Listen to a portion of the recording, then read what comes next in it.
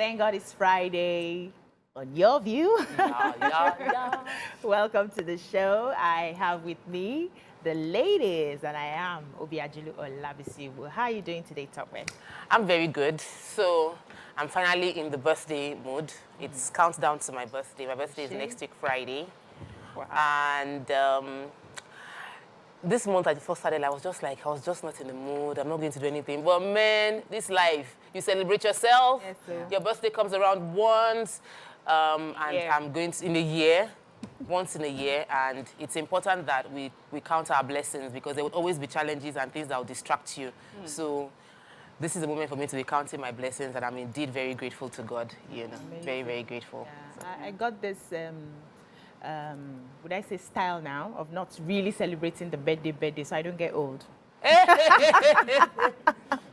But you look good, okay, you know. yeah, so. we're counting down with you. Yeah. How you doing, Miriam?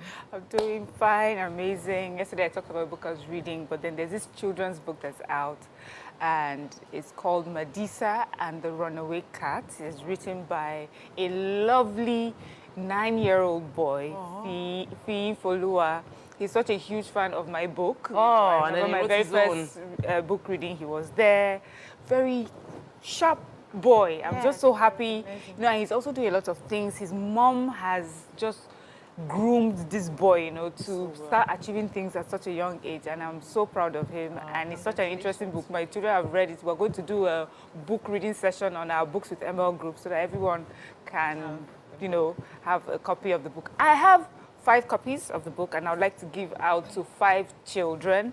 So I will leave details on my Books with ML for how you can get yourself one of the 5 copies. Us. Oh, I have 3. We already have 3.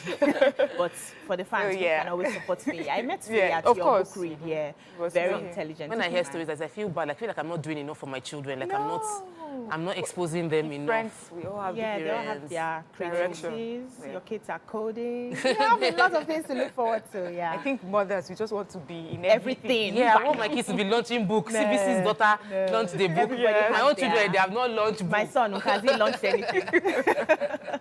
How you doing? I'm doing amazing. What's the plan for the weekend? I'm doing sales. I'm putting out all my boo-boos for sale. Like I'm slashing the prices. I need money. I'm looking for a store right now, physical store. So I need to pull all the funds I can get. So I'm doing this boo-boo sale all through the weekend. Starting has today. To be the kindest seller.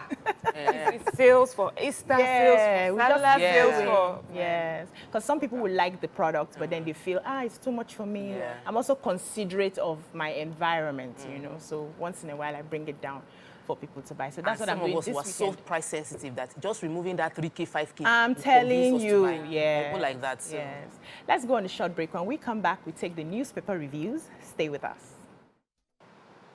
Welcome back. So we're starting with The Nation. Adamawa wreck others get bail. Declaring Binani not wrong. President-elect promises judicial reform. Judges' welfare a priority. House okays 1 trillion loan for federal government. 70% of private school teachers in Southwest unqualified.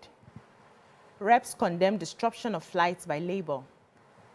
Osimhen delivers Siri a title to Napoli.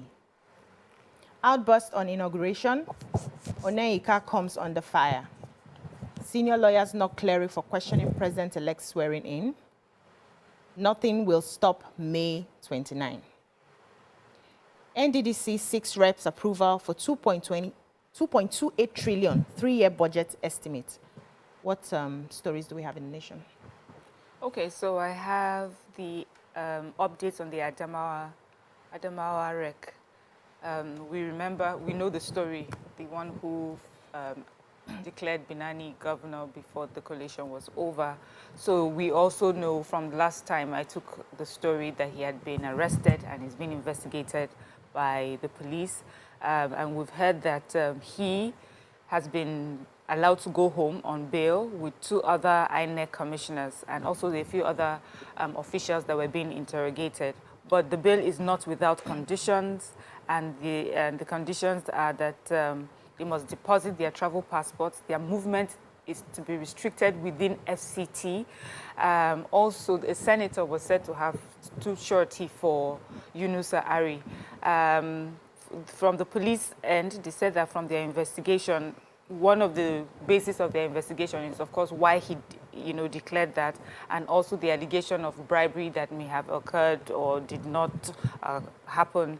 And then they said that there were also investigations based on some information they had received about dinners, nocturnal meetings, bribery scandals, and so many other things. But the police are saying that detectives are on ground. They're doing a thorough investigation of everyone that's involved, and they will let us know as this goes on. So and all guilty parties will be brought to justice. Okay. So I took the teacher's story. The Registrar Teachers Registration Council of Nigeria, TRCN, Professor Josiah Ajiboye, said that they are unqualified persons in the teaching profession, and those people are not teachers but cheaters. He said they don't only cheat the pupils and students, but also they cheat the system. He spoke yesterday in Abuja at the signing of the Memorandum of Understanding between the Council and Instill Education on bringing in new dynamics to the profession. And he said, contrary to speculations about the Southwest and its teachers of private schools, 70% have been discovered to not be qualified, and the unqualified teachers also lack the prerequisites to be registered by the council. So they had to do an expose on them, and they realized that most of the teachers in those private schools have not been exposed to any form of training, and even those that have been trained with outdated equipment for illustration.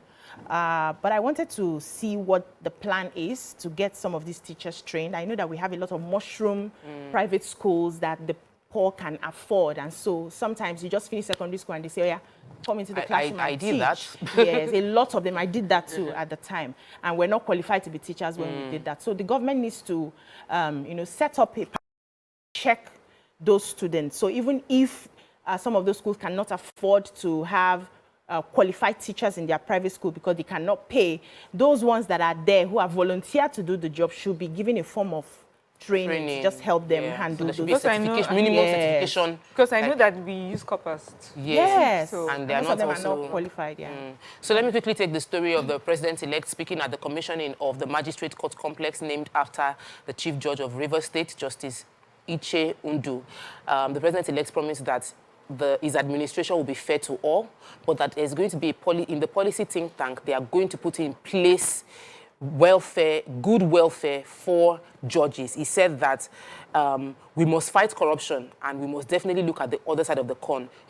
If you want judges to be, if you don't want us to be corrupt, you have to pay them well, give them good welfare. He also mentioned how to buy a car, a judge, if you don't have credit system, you will have to cough out 5-6 million in the minimum, and that many times the judges cannot afford it, and they will be looking towards corruption as a way to get the basic things. You said you cannot expect judges to live in squalor, and their judiciary, they are giving judgments in squalor, and expect them to be fair.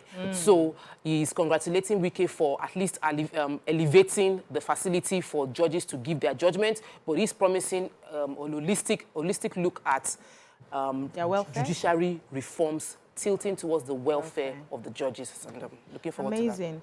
So let's move on now to the Punch. Federal roads, federal government pays states 859.7 billion in 8 years. Government agencies, military owes electricity firms, Senate. Reps raise Buhari's extra budgetary spending to 23.7 trillion. Again, military warns saboteurs, Gowon counsels petitioners. Threats to new president's inauguration will be promptly dealt with, says Defense Headquarters. Keyamo knocks Onaeko for saying Tinubu shouldn't be sworn in before tribunal verdict. Troops kill 40 insurgents, rescue 2 Chibok girls. 70% of Southwest private school teachers unqualified, TRCN. 25-year-old dredging firm worker drowns in Lagos River.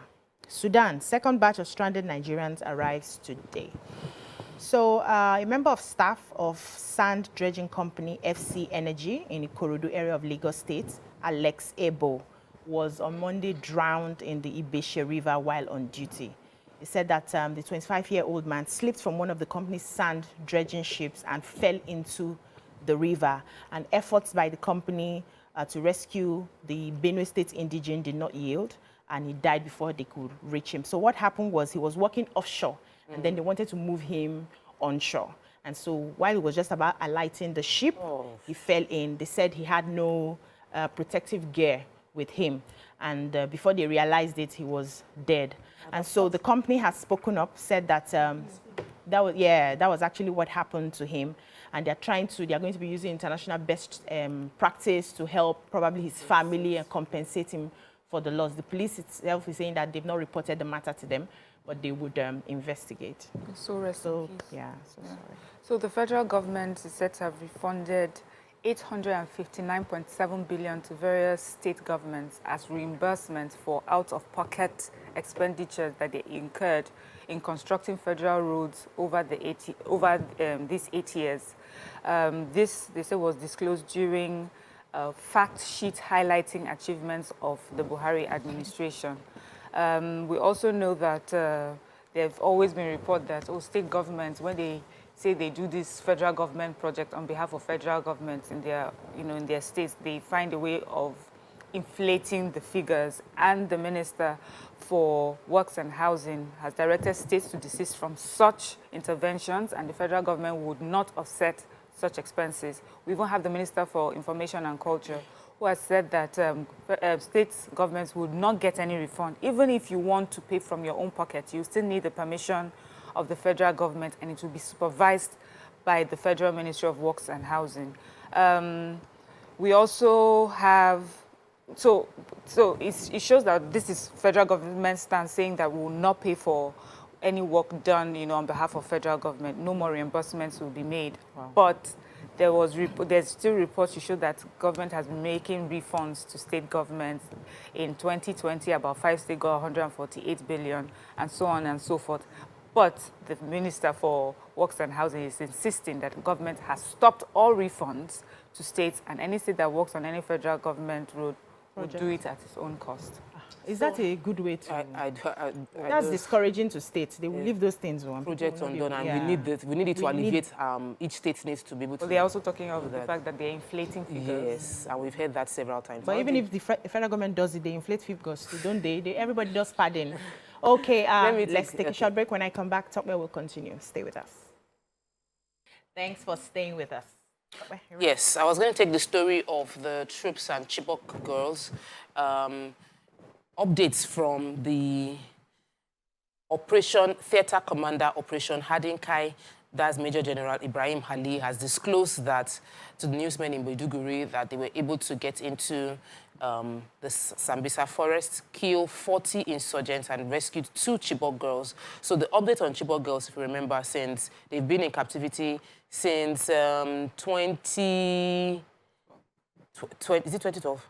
Okay, but they were able, let me read out those people that have been released so far. The terrorists themselves released 107 in 2018 out of the 125 that were captured.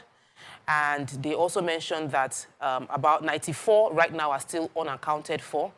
Also mentioned the fact that in 2019, 3 were rescued.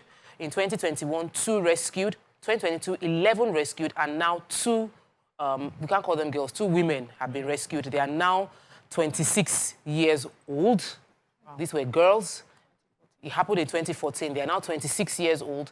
And one of them has a child. Her name, she's been married. Esther has been married twice. She was married first to a Garba, alias Garus, who was killed by troops, and then remarried to another person while in captivity, and now she has a child, 1-year-old baby girl from that person. The second lady, Hawa, was rescued with 8 months pregnancy, and she has given birth while in custody to a child, a healthy baby boy, according to the reports, also a child of one of the terrorists. It's just so sad that... I still hope to get this... well, we all thought that after a long time of not hearing anything, that nothing will happen. But last year they rescued 11. Yeah. Now they've rescued 2. So we're hoping that as the military strengthens their takeover of their enclave in Sambisa Forest, we'll be seeing more and more girls. Our heart still goes out to the remaining 94 who are still in captivity, unaccounted for. We don't even know if they are still alive or just unaccounted for. That's so sad. So the federal government has said that the cost of electricity consumption in Nigeria is among the cheapest and the most defaulted by consumers in the world.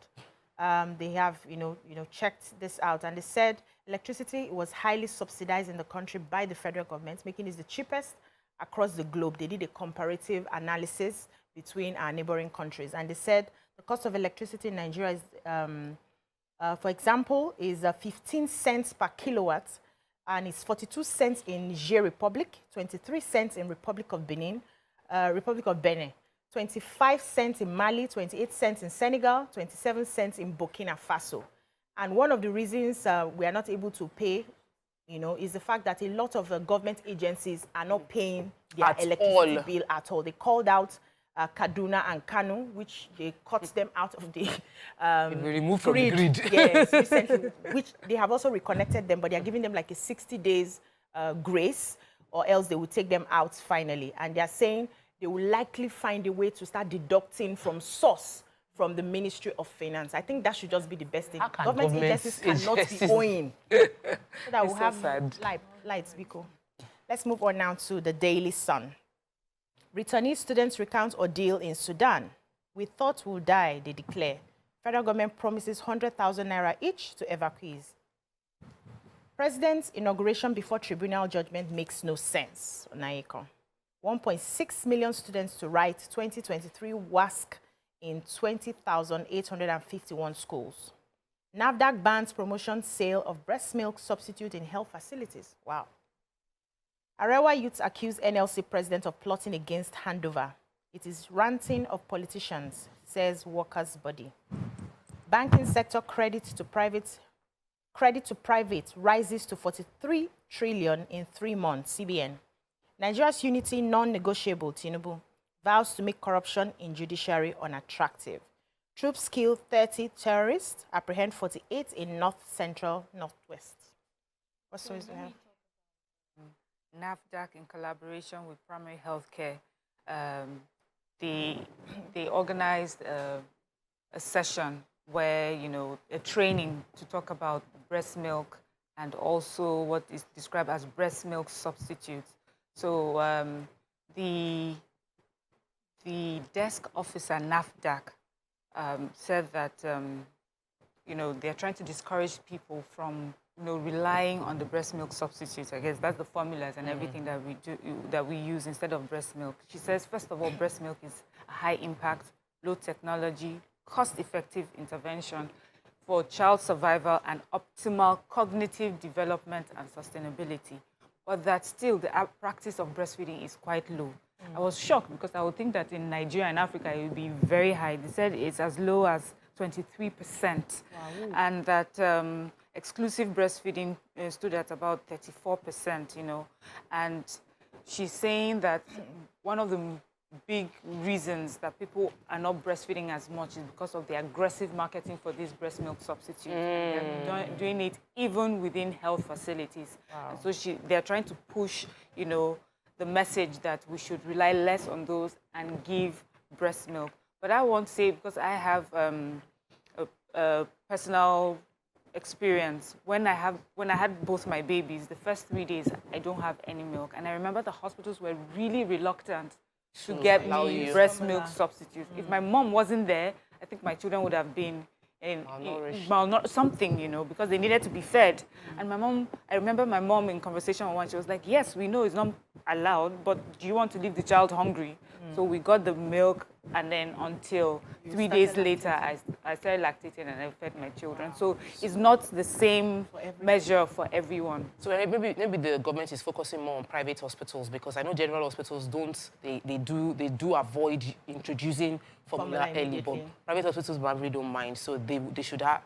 And it's cheaper to do breast milk. I don't understand. Let me take the WASC. So the WAEC, West African Examination Council, yesterday disclosed that 1.6 million students will be writing the May-June 2023 exams, the WASC, across the country from Monday, 8th of May. They also mentioned that they gave this report, the head of the office in Yaba, Patrick Arega, gave this information, and he said that they'll be writing from a total of 20,850 51 schools. About 798,000 of them are male, amounting to 49.25% of candidates are male and 50.75% female. That I'm happy about, because, you know, we've always been concerned that we don't have enough, women don't tend to go into higher education, but this statistic is showing that even more women are actually, more female students are going to be writing the West African exams. So that's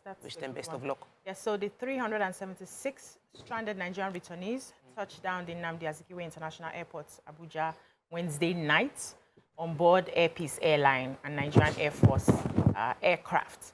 We say congratulations to them. They said some of them had to leave their luggages behind to be able to board the aircraft. Then they went ahead to start narrating their experiences. They said they had lost hope of survival in Sudan. They also said that their conditions were really terrible and totally hard. Some of them were pregnant. They had pregnant women amongst them. They had to sleep in the car. Yes. Wow. And he said they were treated like they were not human beings at all. At some points, they couldn't have anything to eat. They would even go into shops to take things, yes, from people. And they didn't know when this war started. They were sleeping one night and they just started hearing gunshots. And so, you know, it got to a point where said some of them were harassed sexually. There was no food. There was no water. Just very excruciating experiences. But they have promised to give each and every one of them 100,000 naira to settle them. And hopefully by the time things calm down in Sudan, they can now take them back to resume their studies. So that is where we are. Let's move on now to the Vanguard. Election disputes allow judiciary decide, go on, tells Atiku, Obi and others. Troops kill 79 terrorists in Northwest, rescue 136 abducted victims. Ekweremadu knows fate today. Apapa gridlock, PSTT truckers blame federal government. With gunfire all over, we thought we'd never see home again. Returnees tell tales of war. Okay, that's all we have in the Vanguard. What's Let me take the Apapa gridlock, because like every time I go to, my parents live along that side in Malto, and it is a terrible experience. And now it is worse. What I call terrible is now worse, because the traffic now has built up from the Apapa outward into Mile 2 and beyond that. And the spokesperson, I want to be sure I'm getting the title right, the Port Standing Tax Team, an amalgamation of Container Truck Owners Association of Nigeria, have blamed the federal and Lagos state government for the persistent traffic situation in Tinkan towards Oshodi. And they said that it is the federal government that is causing the problem, that they need strict enforcement, that you said that nobody in trucks should back out, but one of the major culprits is the tanker. Nobody is regulating them. They think they can do anything they want with impunity. The Lagos state government have a role to play, but they have abandoned their duties on the road because the agencies, including police and last man, everybody are under the control of the Lagos government, are not functioning within that area, which I saw for myself that you will not see any presence of these people there. So if we've already put a system in place, their own is, once we've put system in place, we should follow through, because we see results when everybody does their job. So when people hands off, it becomes chaotic again. Not rocket science now. Yes, I have this story, an update. We remember Chidinma Ojukwu, the alleged murder suspect of Super TV chief executive Usifo Ataga. So they're still in court, and the update is that her lawyer was trying to say that her confessions were gotten out of out of duress, right? And but the court has said, having listened to both sides, they are convinced that she voluntarily gave her own side of the story. They said that there were videos to show the interrogation of Chidinma by the police, and also, you know, the questions she was asked. There was no form of violence or intimidation in the videos, and even the way the person who was asking her questions sounded, it was no, it didn't come across as intimidating. So her statements will be used in the continuation of this. It's not disqualified. Yes. Okay, thank you so much, ladies. That's all we can take on the newspaper reviews. When we come back, we move on to our hot topics. Stay with us. Thanks for staying with us. So today is Friday. You know how we like to gist, family gist, relationship gist, so that we can learn one or two things from them. We saw this message. So someone says, "Good morning, sir. Please, I want some advice. There's a problem I'm facing in my marriage. My wife always tells me to tell her everything happening in my family side. But to me, I don't have nothing to tell her. And this has become a problem in their marriage. So now the question is, what are the sort of things that your spouse is privy to when it comes to your family? Are you supposed to, are you obligated to share everything that's happening on your side of your family as part of your, maybe your gisting ritual, or the fact that they should have a sense of what is happening in your family? Or is it okay for you not to share at all? Let's start the conversation. So, I have a my own family is, I'm the only child. So it's not like they're sibling and all of that, but they're cousins. And because I did not have siblings growing up, my husband is, I take my husband like he's my brother. All the things, everything happening in my life, like it's open gist. So I would feel bothered if there are things he's keeping away. Now, there are some things I've noticed that he did not mention, and according to him, he was not conscious. But I felt this is a big deal. You should have mentioned it to me. Wow. But he just felt like he wasn't conscious. But this conversation, from this guy's perspective, he is consciously withholding conversations regarding his family from his wife. What are you hiding? Like, what do you have to hide? Why would you be hiding? Why would you be hiding anything from your spouse? Why are there conversations you don't want to have that regards your family? I feel if you're married, you should be open to one another, my perspective. Open to one another when it comes to your things. When it comes to your family problems, are you obliged to open that to him? No, when you say problems, there are different perspectives. So problems like maybe family members having personal marital issues or personal challenges. You might think about your quality of relationship with your wife and where that person will be before you explain, how it will affect. But if you feel like you're married, and if you're truly married to a wise person, you would want to share and get information on how to resolve the issues from that person. I feel like it should be, in a healthy marriage, there shouldn't be secrets. Yeah. In a healthy marriage, there shouldn't be secrets. Miriam, the way I see it, so the way I see it, I laughed when you said he's deliberately, I did not see that in what he said. He said, I have nothing to say. And one thing I've noticed with men don't pay attention to a lot of things. I would say something to my husband, like, hey, and you did not tell me. He was like, tell you what? Indeed, this happened, and this happened because of that. What is there to say? But we want to hear the drama, the beginning, the end. So sometimes it's not because they don't even have any, they don't want to tell you. It's because really, it was not a big deal. There's no gist. But, having said that, there is, I feel I'm the sort of person that feels like I don't need to know everything about everything. I need to only know, what I need to know as it concerns me and as it affects me positively, or however it affects me. I don't want to know BC's gist to the gist. I don't want to know her secrets. I don't want to know all that. I only need to know what, I need to know as it affects me and our relationship. Do you understand? Yeah. So I would not have a problem with how much I'm being told. But if if information is deliberately kept away from me, and the person and my spouse knows that it would affect me negatively, for me, that's a red flag. That's a serious problem. And for me, that's deceitful. Because of the intention behind it. Yes. But if it's just for gist's sake, honestly, keep your gist. I don't really want to know. Sometimes when you know too much, you are overburdened. It's even safer for your mental health and kinder on yourself when you know. The less you know, the better you behave. And sometimes when you know a little too much about some people, especially when they are not the ones that have given you that information, and then you start responding a certain way to them, and then they find out that you sat down with someone and heard. See, in my house also, my siblings, there's some things that we do. And my husband, sometimes I want to even come and tell my husband that I do, he'll be like, no, that's your gist, you and your siblings. I do that, I don't want, And then there are some things that he does. He'll be like, yeah, this is for my siblings and I. You don't need to, to get into it. You don't respond. There are just things, for me, I feel that there should be boundaries. But as long as the information that is being shared or kept away is not done maliciously, I think it's okay. So there are things I know they call family secrets. Every family has their secrets, right? For me, this is just two layers.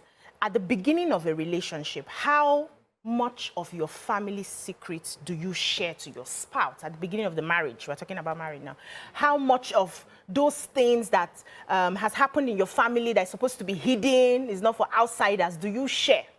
And in the middle of the relationship, you're already in that marriage.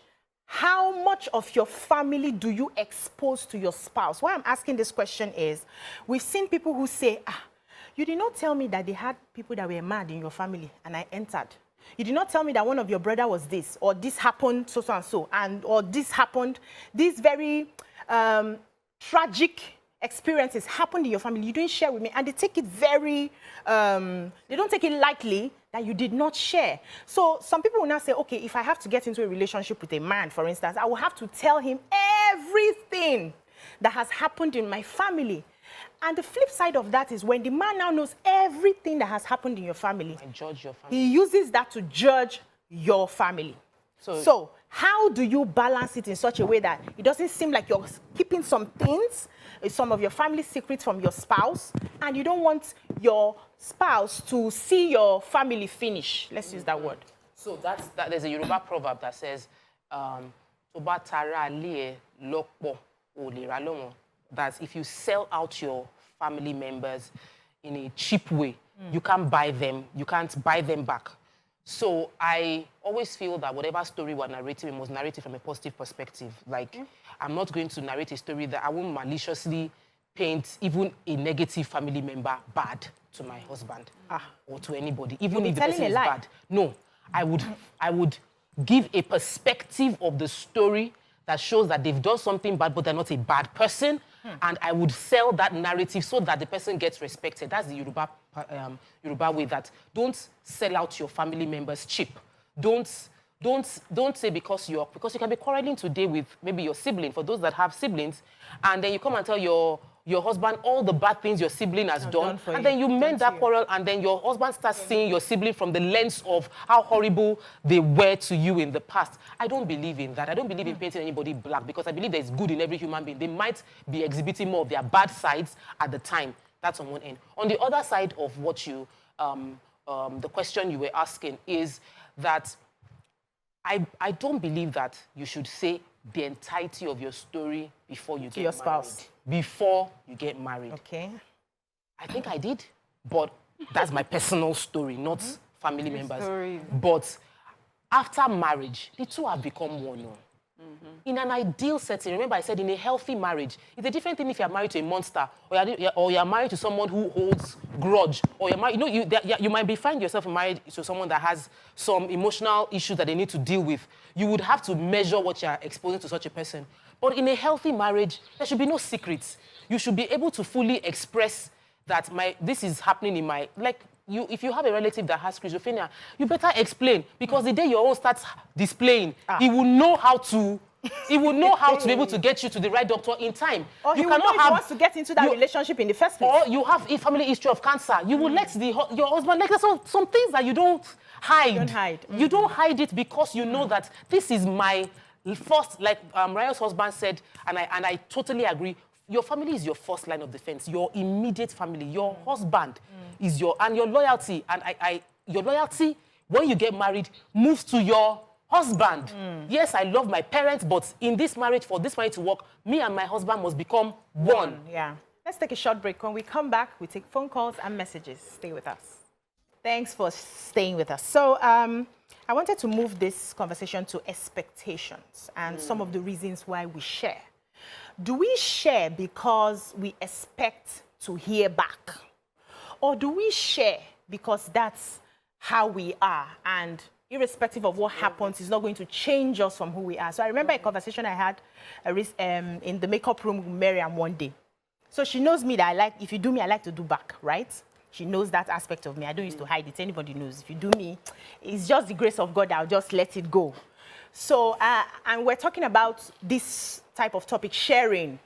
And I said, I like to tell people things. I talk if you're around me, and that's why I'm very careful, the people that are around me, because you will know not everything, but almost everything about me, because I'll share. If it happens, I'm excited, I'm sad. You will know how I feel per time, because I consider you a friend, right? But when I now realize that you are not that way, I start, grooming myself not to overshare when I'm with you? And she was like, no, be yourself. Be yourself, because that's who you are. There are other flaws that you have that I will also manage, because I understand that my strengths are different from your strengths, and that's how we balance each other. So the question now is, are you sharing? Are you telling because you expect to receive the same? And when it doesn't come, does it change you from who you are? Does it stop you from sharing, or do you separate yourself from that relationship? Wow. Who's going? I love it. Can I go? Please go ahead. So I remember that conversation we had, and I want to get everything you're saying. We have Kayode from Bagada. I'll come back to you. Good morning, Kayode. Hello, good morning. Good morning, sir. How are you? We're doing amazing. So my regards to all the presenters there. Thank you. Please, I just want to add to your conversation on having secret in relationships. Go ahead. You know, we lawyers, there is something we call facts in issues.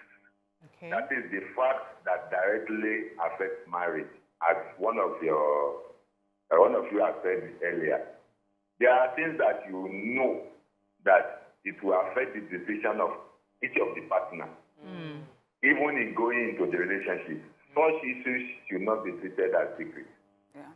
For example, if a man, it is possible a man or a woman has decided that she's not going to get married to someone who already has a child out of wedlock, and you have a child like that and you kept it secret. I've experienced a situation whereby 11 years after, the man knew about the child, and even the person that consummated the marriage was unable to resolve the issue. Wow. They have to part ways.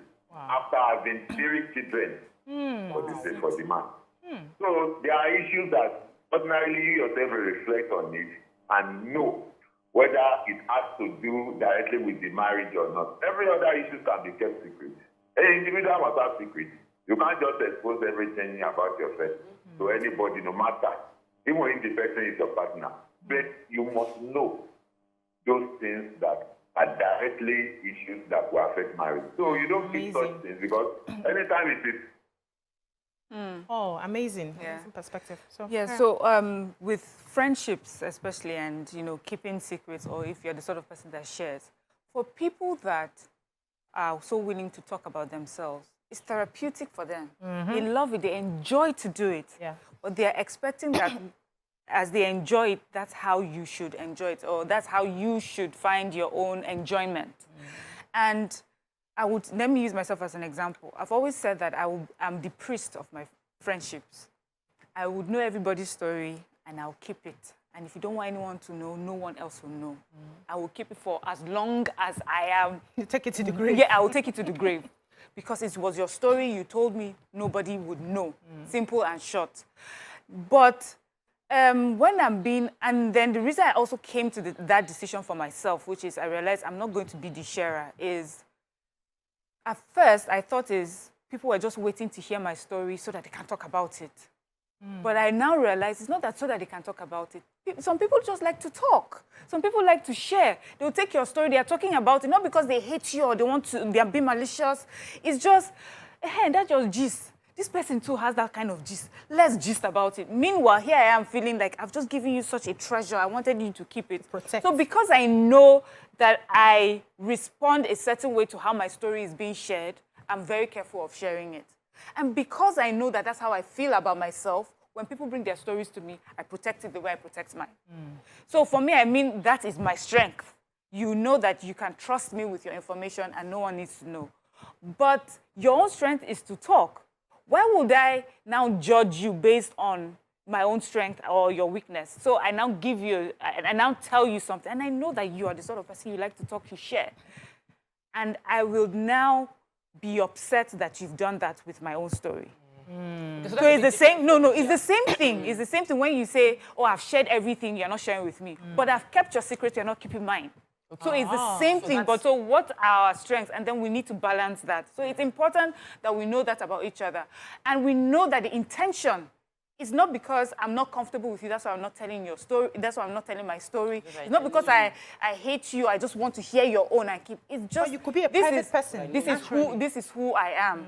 And I'm also the sort of person, it's not like I will never share anything, but if there's something I feel that you have the better experience about, you have better skills about, I'll come and meet you and I will talk about that issue, but not generally. So here is my own take on it. So I believe... Okay, before I come to you, Tokwe, we have Abosede from Dokwemu. Good morning, Abosede. Good morning, ladies. Thank God it's Friday. How are you doing? We're doing amazing. All right. I just want to say something.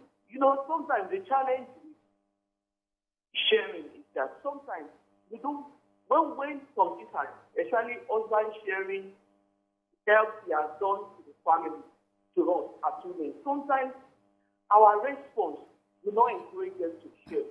When your husband shares that, okay, they need my family and they need, that is not the time for you also to come up with your own needs. You need your own needs or your family needs.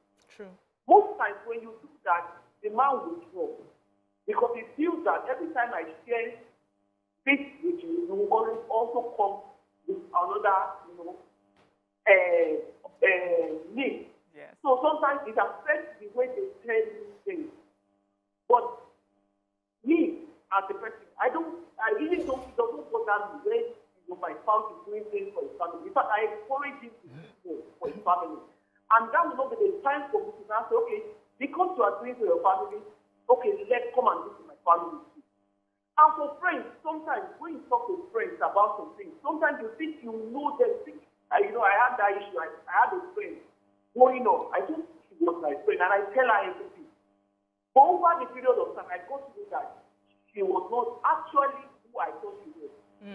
So, and now, even if I have any friend that is that close to me, I won't share my personal life with the person again. Not because I feel I cannot trust anyone, but because of the past experience. Sometimes people's past experience affect.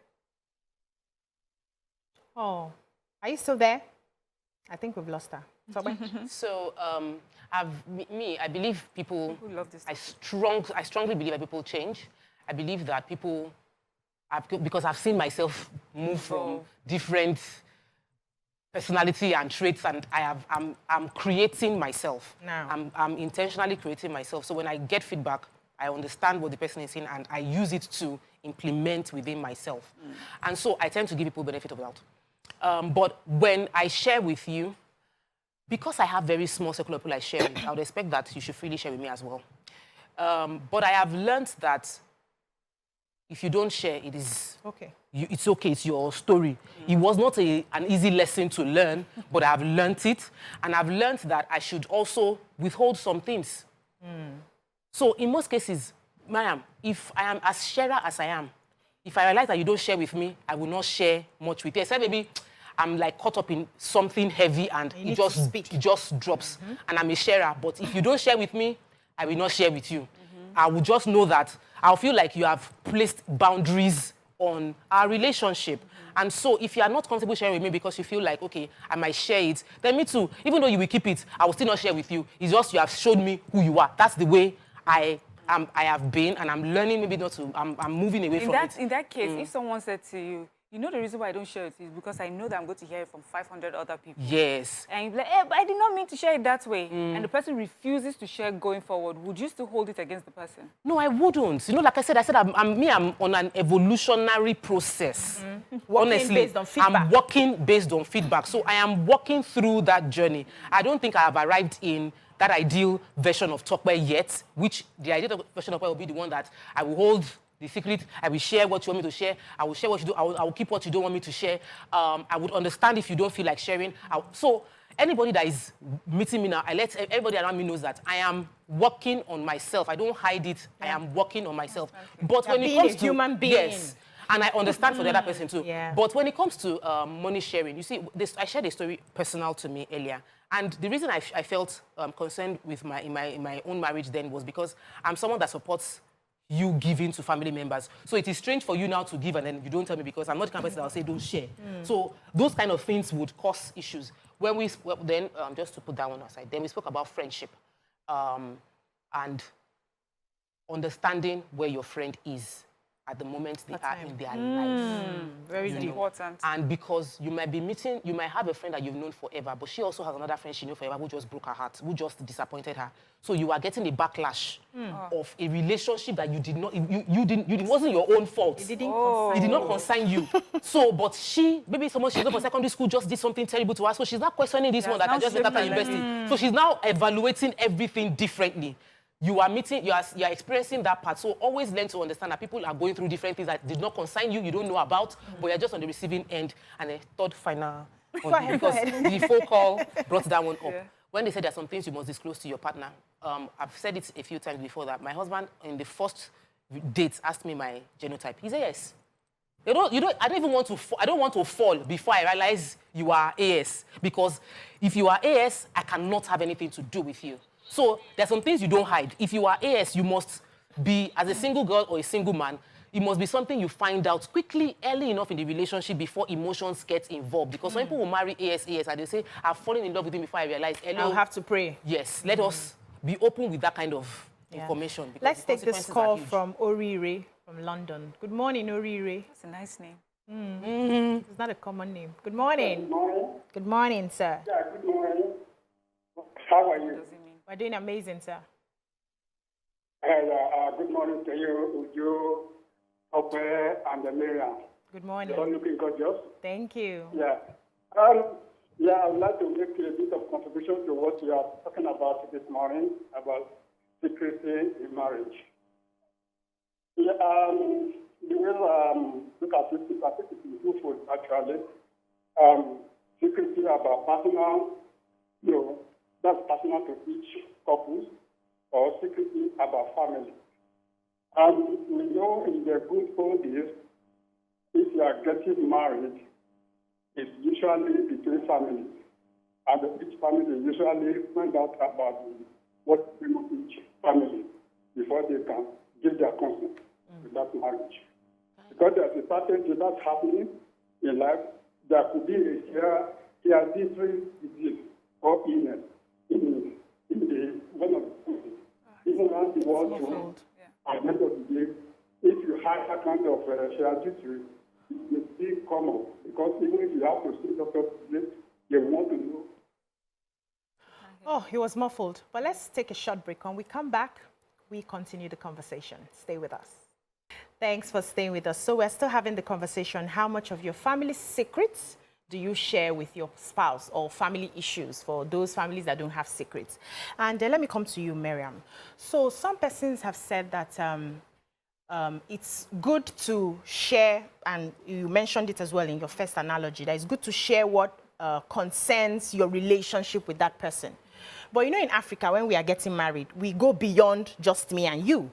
We go to the extended, your father, the sins your father has committed, your mother, because we have a way of believing that some of those things may affect us or even affect our children. And so some people will say, tell me everything that has happened in your family so that I know if I want to make the decision to go on or not. So what do you think in that space where you have to give at least the majority of the story of your family story to your spouse, so that he's aware of what he's getting into, whether he wants to go ahead with the relationship or not? Okay, so you see, for me, I don't feel like there's a sit-down day where we sit down and discuss everything. You know, in the course of dating, and I'm going to go and visit my uncle that is in a hospital. He has schizophrenia. Oh, he has, yeah, so he and my other auntie, something. Is this a thing that happens to your family? Yes, no. So in conversations, some things will come out. But usually, unless someone sits me down and says, I want to know your family medical history, and the only person I want to be discussing that with is with my doctor. I just feel that in conversations, you know, or you have a sibling that comes to the house and then money gets lost. So how do you say that? You know, so for me, this is what I will do. If I know that that's kind of person is coming into my household, I will discuss with my spouse. I have this kind of sibling. Keep your, yes, he has very, or she has very, keep your stuff well. So it does not become that, you know, so that it's not too embarrassing for you. Or you tell the sibling, I bet, mind yourself when you come to my house. Because if anything happens, I will speak Call up. you out. So I just feel that there's just, there's this saying, people will say, the information I give you is on a need-to-know basis. So for me, conversation has to be when you need it, when it is important to have it. With your husband or your even, wife? Yes, even with my husband or my wife, even with my spouse. We're even talking about problems, discussing problems with us. How about successes that they don't share with you? That for me will be more painful. I don't really want to know people's problems. But if they're celebrating something, they have just won something, money is coming in somewhere, and they refuse to tell me, that one will hurt me even more. So for me, it's the intent of this sharing of the information. I don't want to hear gist just for gist's sake. I want to know why. What is the intention behind it? If you don't tell me about the successes that's happening in your family, why are you shielding that away from me? Why? You think I'm a witch and I will steal it from them? Or you think that I'm too insecure and I will feel a certain way? Or do you think I will judge you based on the successes of other family members that you are not experiencing right now? So those are the conversations. Yeah, then it opens the door for conversations like that. But I don't really need to know every single detail. So before I come to you, let's call Welcome our callers. Call us. So you can call us on 08127053687 or 09139076948 to be a part of this conversation. Two scenarios. Okay, give us. Somebody wants to go to Canada, and you hear after they have landed in Canada. That's regular. As in, no, I'm saying family members. Yes. Canada is not a 3-month project. It's not a 6-month project. So it is. You see that idea of finding out when you start selling properties and then you need money. For me, I don't believe that. I feel like that means that fundamentally there are things wrong in that relationship. If you are finding out from at like a month to their trip that they had already processed, gotten admission paid, and they just need last minute money, or they are trying to sell off some properties, that means that you're not. For me, family. Like I said, everybody that watches I have small units. So even it has to be that way with friends too. I quarreled with BC when, and BC was like, I told her, I said that you bought a house and you did not tell. Like, for me, the day I'm looking for the house, I've already told if you are my friend, you will know everything happening in my life. That's the way I am. I'm learning. Thankfully, because I have exposed myself to friends to know that it's not everything that you share. But because I don't believe in witchcraft or you cannot do me. They never. If I did not do you, you cannot do me. So I am open to share about my journey without feeling like somebody is going to jinx it or something. But I would feel bad if my friend is doing something big or small, and they did not tell me about it. I'll feel like I feel like, is this how our friendship? Maybe we are not really friends. Could it Maybe be I should start judging. You're an only child, so you have formed relationships with your friends. Your friends have become your sisters. Like your sisters, yeah. But there are many people who come from really close-knit families. They already have their friends in their sisters and their brothers. Their and so they know what to say to their siblings, and they know what to say to a friend outside. So you would get... No. What we're talking about is the husband's family's issues. It's not the same your husband cannot discuss his issues with you or his successes or his problems with you. But you want to know what his brother's wife is doing. And what his brother is doing. Yes. And what the father and mother is doing. What if the brother... Okay, look at me now. I have a sister. There are some things she would tell me, and I know that she does not expect it to move from me to my husband. If she hears, even if it's not a big deal, and my husband brings it up, it will hurt her, not because it's anything, but, this was our conversation. We should learn to give people that respect. You have... I come from... my husband has children from, his previous marriage. I know that there are some conversations that I will not be privy to, and I do not feel entitled to hear. But I trust that my husband would not keep any information that he thinks may negatively affect me. What about spending money? So let's take this call and then we'll go into that. Ahmed, good morning, Ahmed. Mohammed, we lost that. So let's break down this issue of see-finish. Because I've seen people who have shared their family issues with their spouse. and the next conversation or quarrel, they use it against them. Ew. That's how you people do in your place. That's how this has happened in your place. See, now, I did not expect anything less or anything more from you. Is it not how your mother is, or is it not how your father is? Jesus. And then this makes these people shield their family. So no matter how terrible their family members are, let's even break down when it comes to this, maybe poverty, for instance. You have siblings who are constantly demanding and asking. And for every time they make demands, let's say you have the same purse with your husband, and every time they make demands, you table it. Every time they make, so at some point, it seems like the demands are coming from one side more than the other side. And then the spouses use it against each other. And so people want to protect themselves and try to have their own money so that if my brother asks me for money, I don't need to start taking permission to help them. So those are some of the issues why it seems like some people feel you must share, let me know, or don't share at all. So the money area, you know, it's a very, very sensitive area. Yeah. Even if you don't share a purse, the point is if I don't share a purse directly with my husband, but he should be able to know that this is how much I have, and if for any reason I need, I can call. But imagine if I have so many family responsibilities that I've already extended myself beyond to the level where I have nothing. And then he's sitting thinking, oh, I can quickly just call Tokwe to send me that amount of money. And he calls me and I'm like, I don't have it, but you usually should have. So you did not discuss Before sending out. You know, those kind of things. So I found out in the weirdest way. I heard conversation between my husband and his sibling, and his sibling was thanking him for helping a few family members. I say, hey, Mr. Mark, I did not know that you are. Oh, wow. Are we this rich? Because I didn't know that he could afford to do those things. So I was living within a small, restricted budget when we needed some things Pitying in the him house. and managing. Yes. So the moment I found out that you could do all of these things for, Emi God need. Myself, I have need. We want to buy A, B, C, D inside the house. That I did not think you could afford to do. So that conversation around money, It's deep, oh. It's a deep one. But let me pause you. Let's take this call. Amarachi from Abuja. Good morning, Amarachi. We must not lose this one. I want to hear perspectives. Good morning, Amarachi. Oh, something is happening. So in that case now that you found out, so you see that you're a nice person, probably because you grew with your husband. Some other women will take it to a whole new different level. Like, how dare you spend this amount of money on your family members and you didn't discuss with me. And I'm here counting the pieces of meat in the soup because I'm thinking you do not have money and you are buying phones for family members, for instance. So now we're going to the reason why he did not share.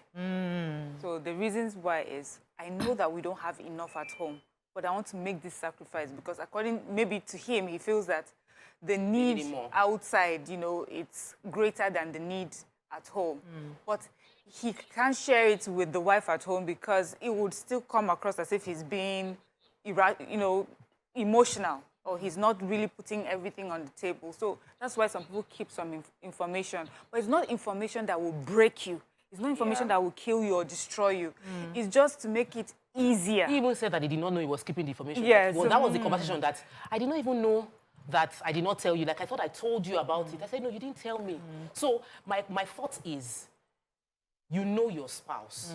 You should know your spouse to know the one that will flag down expenses. You might be, if that spouse finds out and raise the issue, you say, I know you will not let me give my sibling. That's why I did not tell you. So let me pause you here. I'll come back to you. Let's take Charity from Bagada. Hello, good morning. Good morning, ma. Yeah, I'm a fan of your view. Thank you. Thank you. You people are all looking very beautiful. Thank you. Okay, this topic caused a great fight between me and one of my best friends. What happened that I'm the kind of person that I love privacy. But this, my friend, she's always telling me everything. She's always telling me everything. How the husband bought the land, how they will start building, and everything. But me, as a private person, my husband bought a land there, and we have started building. But I didn't tell her, because my husband agreed that it would be like a surprise to our friends and family members. So I didn't tell her.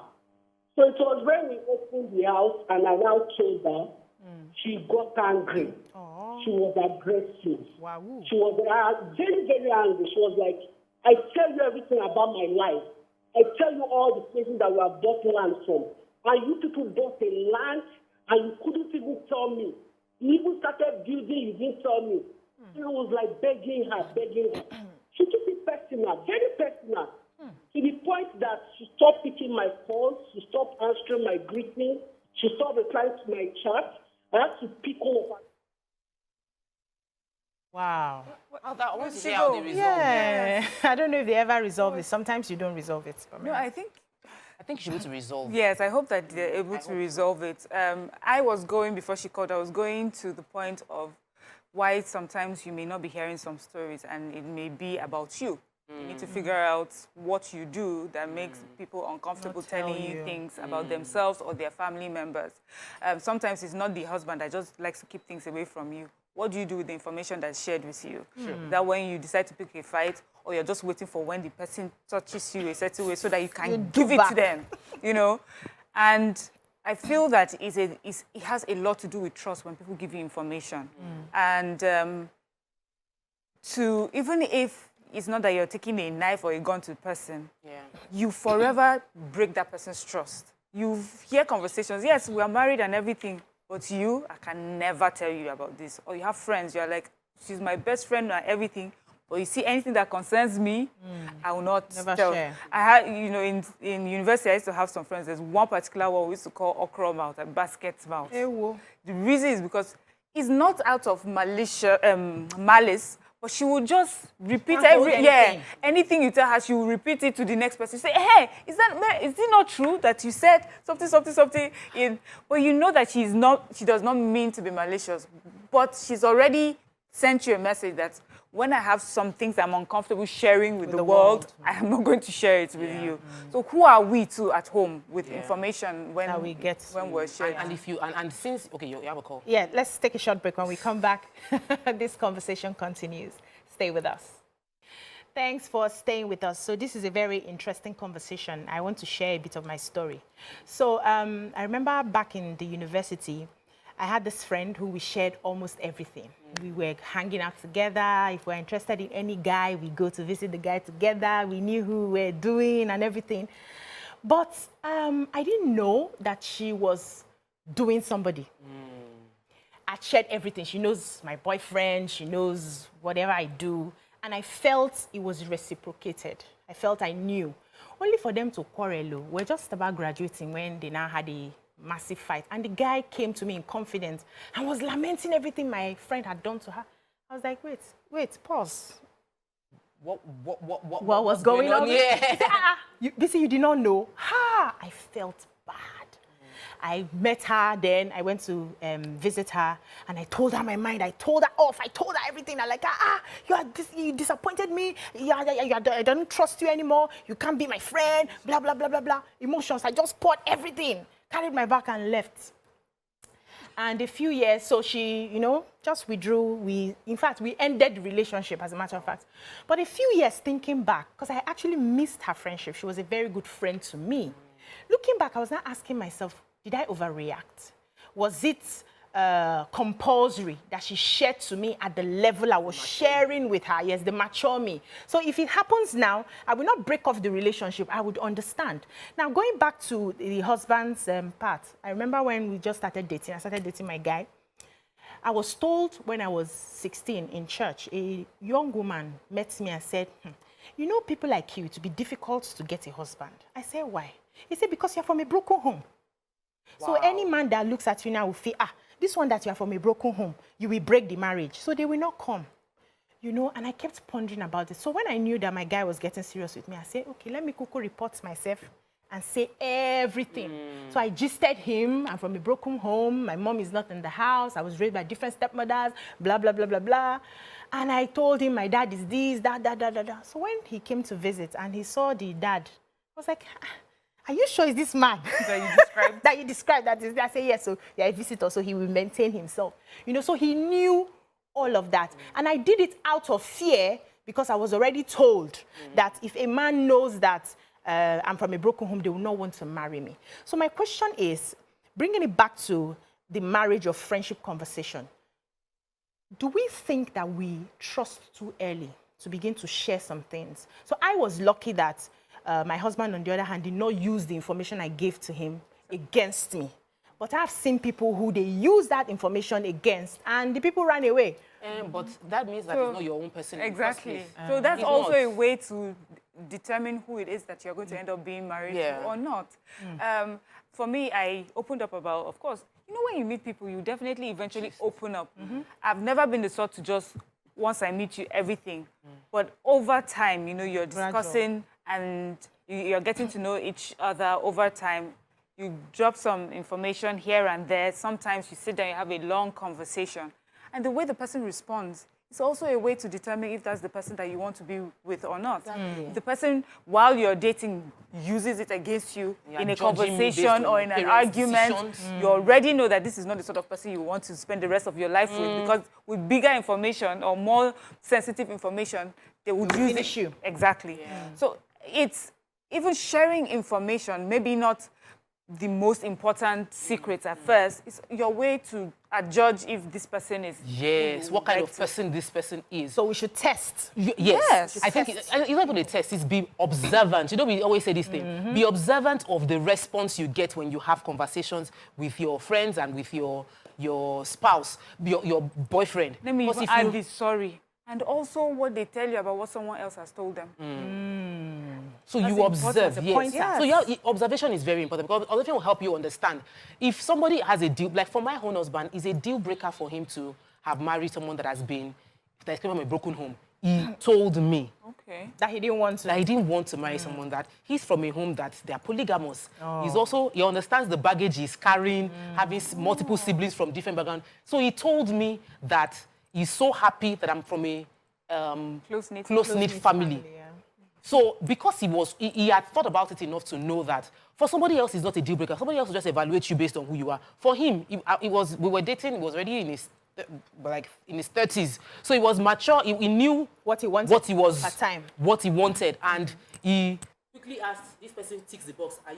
What's the genotype? Okay, let's continue the relationship. Later, is your daddy and mommy together? So he was quickly sifting out these things that could be deal breakers for him and taking it away, because you also don't want to get yourself married. You see the man the caller that came in that said that they had been married they had 2 kids and married for over 13 years, and then 11 years, the man found out that the woman had a child before marriage, and that was a deal breaker for him. So he still broke that marriage, even though the information came much later, because he didn't want it. So there's some secrets that are heavy. Share it. You are better off. So let me take this call before I come to you. We have Akin from Ikorodu. Good morning, Akin. Good morning. First-time caller. Welcome to the show. Welcome. The topic is very interesting, but I've sent a message before the call comes in. If we were to look at it from this angle of the Bible that says, Genesis chapter 2, verse 25, where God says, the two were naked and they were not ashamed, meaning that as husband and wife, nothing should be hidden, even if it is of good and of the least of the part in the family, because both parties are becoming one. So, with that, nothing should be hidden.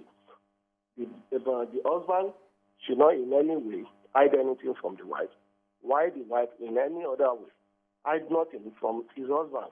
Because if the information of not telling your husband or your wife about yourself or about your family later comes up, that can bring a breakup. And you know what?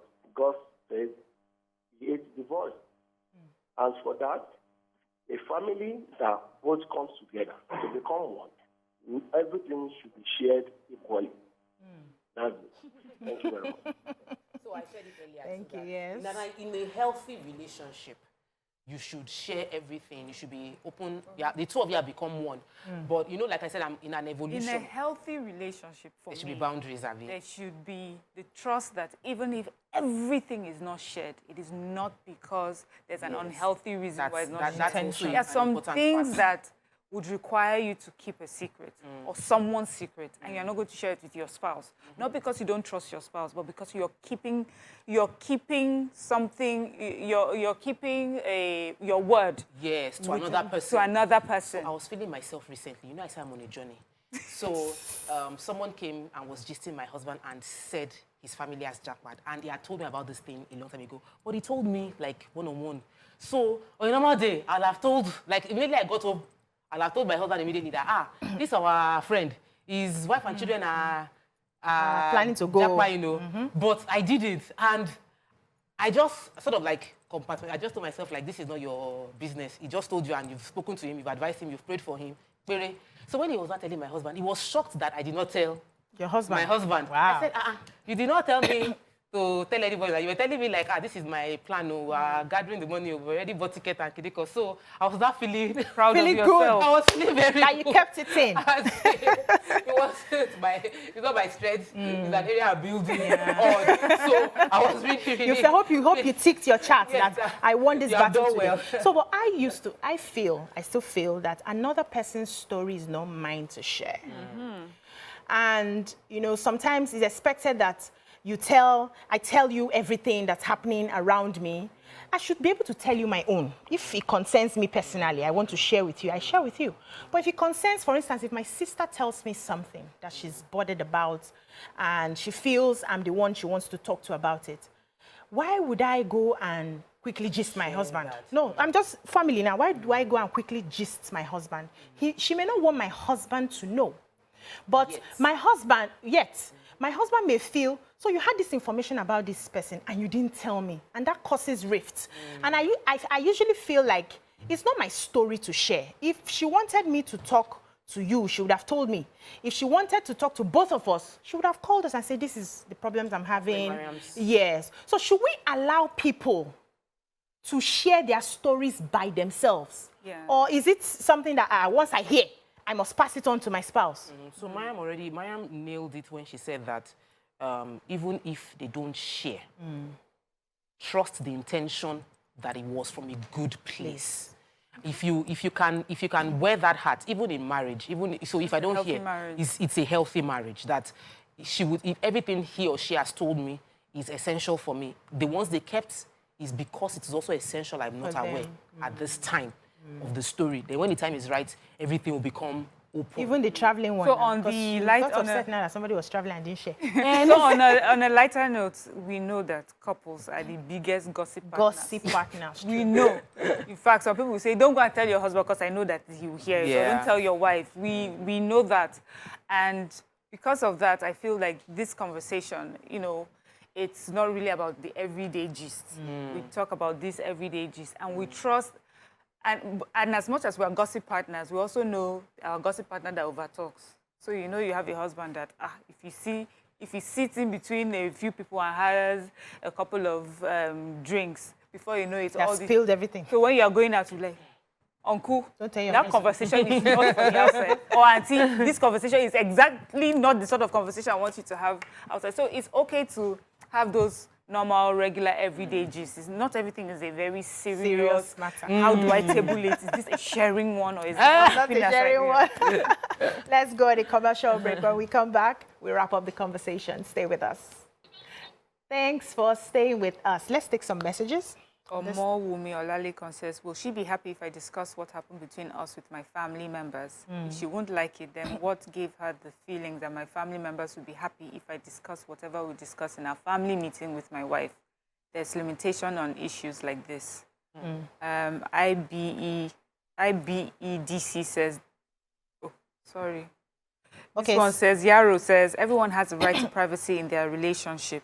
Observing your partner's privacy is a sign that you respect your partner's boundaries and trust them to share what is important it helps people maintain an independent sense of self and have time and space to themselves. Yaro, you just articulated, my thoughts about sharing and privacy and boundaries. So Dame Ebika says, true that, judge the situation before sharing. Some things are worth sharing to prevent more issues. Toby says, I have a friend who got raped in her teenage years, but she never told her husband about it until many years into their marriage. In fact, they already have 3 kids when she told him. Wow, that's dangerous. Why is that dangerous? Okay, so I don't know how she processed the rape, because I know that some people who have gone through that experience always find it difficult in sexual relations in the home. So they could have had, they could have had issues that the man felt all the while that it was his fault, because she didn't share and they were not able to resolve it. So they didn't tell us the full story. They're still married. For me, I feel like that's even a topic on its own, because really, how do we expect victims who usually have been re-victimized for even being raped, have been made shamed for being raped, to now come into this relationship where they are hoping, I'm starting afresh and I put all the past behind me, and then relieve that experience. Wow, why is it important to talk about rape? So now it depends. I feel you should share, but I don't think you should share it maybe before you get married, or like especially if you're not doing before marriage. So how many people am I going to tell the relationship? Exactly, because you don't know if you when you're about getting married now, so we date till that level, and then you share, and then you already know the kind of person you are in a relationship with. I've met someone who was sharing her rape story publicly, and when she finished sharing, it was a very traumatic experience. It was multiple men, and she said it. Her husband was in the auditorium, and she said, "I'm far stronger now because I married him. That I'm able to own my story, share my story, help other people know that they can overcome this kind of trauma because of my husband." So, and there are many men like that will be willing to walk with you through that journey of overcoming that trauma and becoming your full self. What if I don't want to have that conversation with somebody I'm going to marry? What if I don't need my hand to be held? This is how I have decided to deal with it. And over the course of marriage, many years after, and then it comes up, why is this seen as a, because it's the tone, like she only said it at, why is it not a good time whenever she says it, is what my question. Whenever I am ready to talk about it, why is that not the best time okay, to so talk the about thing it? is, this one affects you. Some people would think this is deceit, because other people would think you're not ready to be vulnerable. The idea of marriage is 2 of us are naked and we are not ashamed. So I should be vulnerable. And it's a personal story. It's not somebody else's story. Yes, it's your own story. But you are with somebody. So why are you sharing it after? What if I'm vulnerable with so many other things, but I'm not vulnerable with that particular one? I just feel that a person can share their rape story whenever they are comfortable sharing their rape story. Not in marriage. Because in what way does it deceive the man? In what way does it deceive the man that I'm married to? Living with the trauma. No. Let's leave that, because now we're just insinuating, right? Let's just say there was nothing in the marriage to even make it look like if she was raped. She's living happily. After all, we have some traumatic people who are traumatized in marriages, and it's not from rape. So do you understand? So I'm saying, why shouldn't it be whenever you're ready to share this particular story? Well, good. I will not see it as being deceptive. Deception is, in what way? If it was, okay, she held on to a child and never explained that she had a child before, I understand. But in what way is she deceiving a man when she decides that it's 15 years down in our marriage, I would like to talk about rape? We will talk about that after this call. AB, good morning. Good morning, everyone. How are you doing? Very well, thank you. Doing amazing. Great. Interesting topic. Okay. I was in a place of attempted rape some years back. That was way before marriage. And somehow it disfigured the whole system. So when I got married, to be frank with you, I'm in marriage for almost 11 years now. And let me be frank, I still have issues when it comes to that end. That's myself and my husband indoor thing. Yeah, but as at the time it happened, I was in the university. And I remember getting married, and my husband would be like, are you okay? And, because I hadn't told him. But thank God, I think after I had my first, because I have 6 kids, after I had my first, I somehow managed to talk about it. And it helped, because I met the lady. She was actually a house help while I was in my dad's house. As I'm talking to you, if my dad released me and he knows, but he doesn't know. He's only my husband that knows about this story. You know, he's the only one in my family. Okay, so I didn't really get everything, but let me ask you. She share, but it helped when she now finally shared. So let me ask you this question. So you want to deal with the matter yourself, right? Or you have dealt with it, you've moved on, and then after 3 kids in the marriage, somebody who was privy to what happened to you bumps into your husband and decides to share the story. And shocks him. And shocks him. It's not their story to share. No. It's what happened. Yeah. Okay. And it shocks him and he's like, so you went through this traumatic experience and you didn't share with me? Yes. What else are you not sharing with me? Exactly. Well, are we still married? Are we still married? What so you told that lie? Have you lied? Hey. I can't believe. So everything you say now, I have to be looking at it. I have to start thinking back. Okay, so this is how I would look at it. I don't think by God's grace I will attract that sort of person. Because he has put his own ego and sensitivity above my trauma. Or what he perceived was my trauma that I did not share. I did not share with you, and someone told you my story. The person didn't even have the right to. But now we're here, and your care, your thought is not for my well-being. It's more about how you feel you were sidelined from this gist that happened many years before I met you, and I've lived through it, I've walked through it, and we have a home, beautiful children, and now all you're thinking is your ego, that you had to hear it from outside.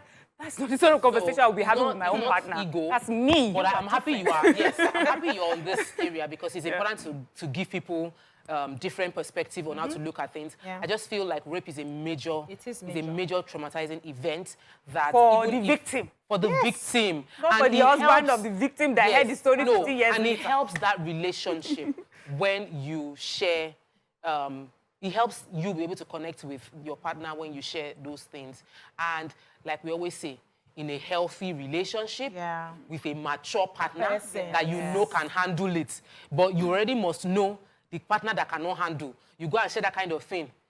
That's why you should date. It's okay for them to go too. If it's not by force. So this relationship. So if you find out 15 years later, you now break up a marriage. Of course not. It's just, you would move on from it. Yeah. So it depends on how you process things. I have met people that they want to know the time you wake up and the time you go to bed. They want to know the time you get to the office, the time you get out of the car, the time you start your makeup. There are people like that. So if this kind of issue happens, and they're now hearing it from outside, it already destroys the relationship. They feel like they can no longer trust you. I had a relationship with someone who was gisting me that the wife did not tell him that she had a child. But in his dream, he would see a black Pekin dragging him by the trouser. Hey, daddy. So every night he dreams repeatedly, somebody dragging him. So one day he said, who will be this black Pekin that is always tugging at my leg and trying to separate us? Before she now confessed that she had had a child. Has serious awareness. Intuition. Intuition. That relationship packed up. Because he had his own mindset of, I don't want to marry somebody who already has a child. And now it seemed to her, or to him, that he was being deceived. Yes. And he packed up the relationship. So it may not even necessarily be that he may not have necessarily broken up the relationship because of a child, but because of the deception. And I understand that's deception. Why? What's the difference between that and rape? Full human... What? Rape is trauma. I don't know. It's a full conversation. Outside wedlock is traumatic to a lot of people who go through that experience. What if it was not trauma? What if there are so many reasons why you could have had a child outside the second marriage you're about to have? So many reasons. Was it the death? Was it divorce? Was it somebody I was so in love with I thought that we were going to go? In all sides is trauma. And some people cannot even, they've packed it up. And they don't even think about it. Like for them, it does not exist anymore in their mind. So denial. Yes, it can be seen as denial, but that's their own way of dealing with that situation. Like I've forgotten it ever happened. In such situations, I think based on all the comments we're getting, yes, anybody that is a rape victim should always be treated with compassion, regardless of whichever year they decide to share. But it would be a disappointment to the person that receives it. They might, but they should still in that disappointment, if I'm receiving it, I'll feel disappointed, but I'll treat you with that disappointment, but I'll still treat you with compassion because I understand that what you went through was a trauma. So traumatic, you could even share it with 15, 20 years down the line. So if it didn't affect our marriage, maybe I'd met you at a place where you are healed, we had moved on, we didn't have any you were issues. struggling for So to do the other room. if, wait now, we are coming to this story. I even like imagine if when we started the relationship, we realized that me as a man now, I cannot touch you. You're always shocking. You're always scared. And for many years, I was not able to sleep with you as my wife. And we'll go for one counseling or the other. And you did not share this important information that has caused this. And I'm constantly thinking and discussing with my friends that, are you sure I'm a man? Are you sure I can do? What's happening? Why is my wife so afraid of me? And then after how many years, I come and hear that you were raped. I know that if you are in a situation where it was so bad to that point where you could not even consummate your marriage, it would have come out in counseling. In counseling, Definitely, right? it would have come Some out people in are therapy. deep, oh. No, you are now talking of a traumatized marriage. You are not talking of a traumatized person who has worked on it and is in a healthy marriage. You are not talking of a marriage that is traumatized and is unhealthy. Based on one person's and you are now in counseling, it will come out.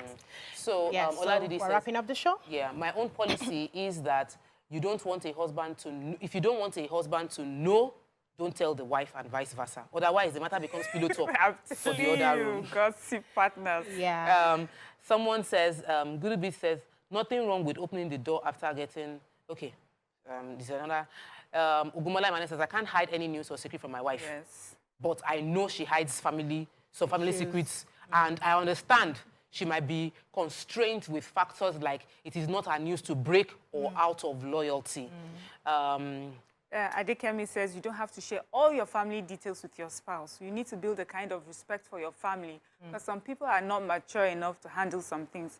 Maturity, not in terms of age. And we're seeing a lot of that. Yeah, so you have to observe your partner and know what information they can take. Do you tell your person how many body counts you've had before marriage? That's not Why would you ask us at the end of this?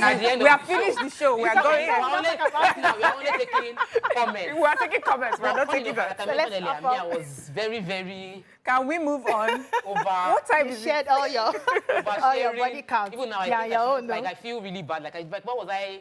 Oversharing, but... But you know, like we said, now, if you met your spouse as friends, you would have spoken about a lot of things. But you now realize, we're now in a relationship and I've told you things I shouldn't have. Yeah, but that's, thank you, ladies, for this conversation. So we know now that we need to weigh the things we say. Some stories are not ours to share. And even if they don't share, it's the intention behind not sharing we should be focused on, not just because the person did not want to share. And that's all we can take on the show today. We'll see you again Monday. Bye-bye now.